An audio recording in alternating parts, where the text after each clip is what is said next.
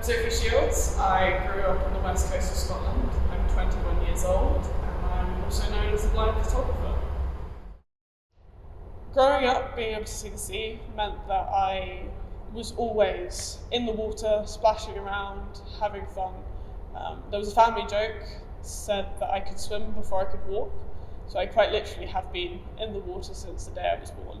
Because of my love for the sea, Mum thought it would be a good idea to get me diving as soon as I could.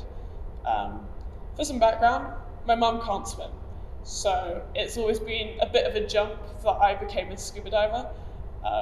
It happened on a family holiday, completely by chance. We were walking down the side by the sea and there was a dive shop and Mum went, "Do you want to give it a shot?" Yeah, why not? I was 10 at this point. So diving at 10, I then became a paddleboard and water sports instructor.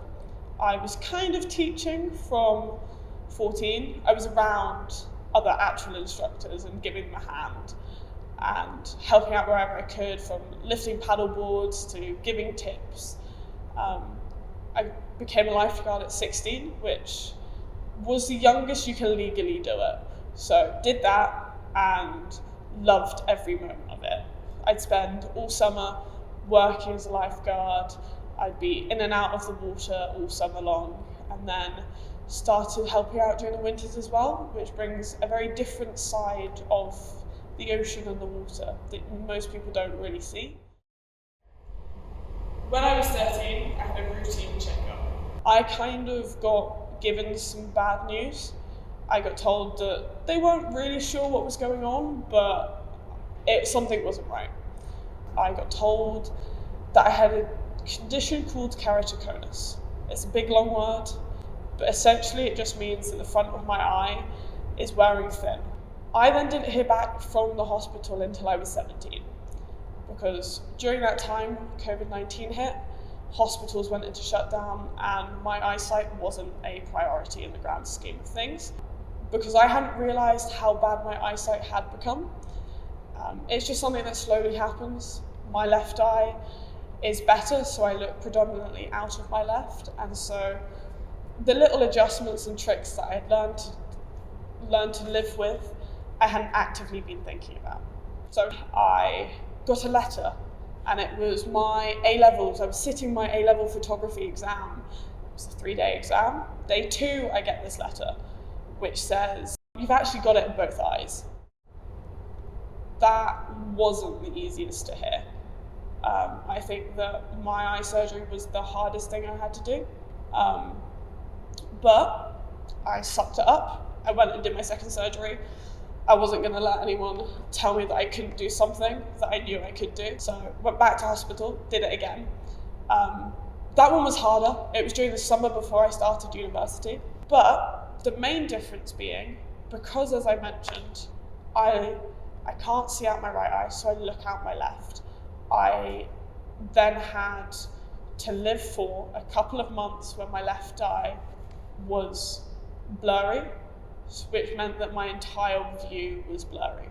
So having surgery in my left eye meant that my day-to-day eyesight wasn't good, which at 18 is scary, especially when you've just kind of committed to the rest of your life being around photography.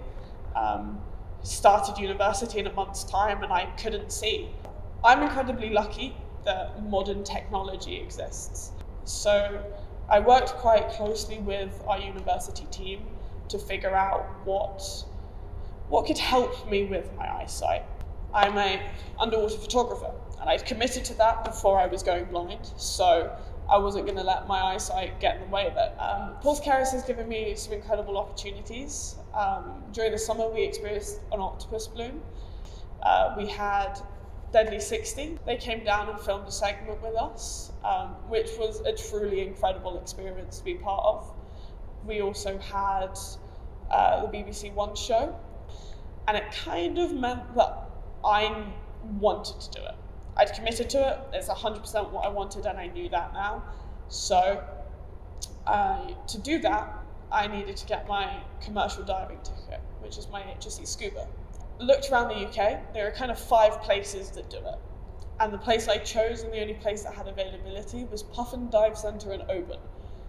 Bear in mind, it was mid-season. I was diving 4 times a day, every day, getting in with cameras in the evenings. So I talked to a friend that I had made while I was down there. See, any chance you also want to do your HSE scuba? Because I can't drive. So kind of relied on him to be able to get me up there.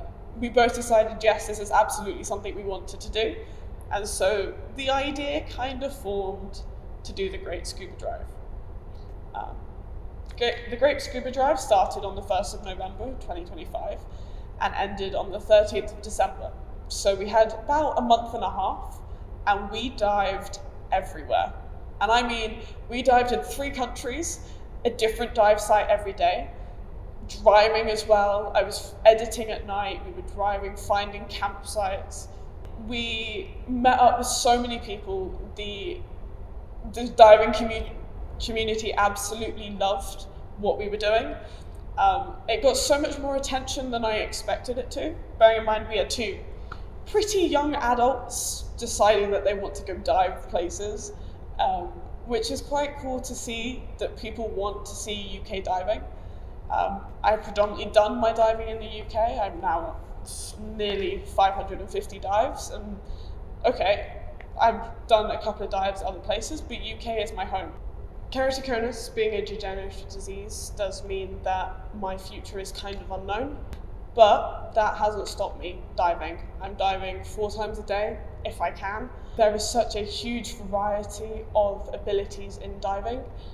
There are some great organisations that work with blind photographers. So I'm lucky enough to have the eyesight I do, and I'm not going to let that stop me doing what I love and what I can do. And I think that we'll see where the industry takes us. I think that I would love to get into filming. That's why I got my HSE scuba. I love commercial work. It's just such a brain teaser and puzzle that makes it so exciting to dive. And I'd love to keep building my connections. I don't think that the general public should get away with not seeing half of our planet. The ocean has got such beautiful forests, wildlife and creatures that people need to be able to see so that they can start doing the work to do the protection that I think our ocean needs.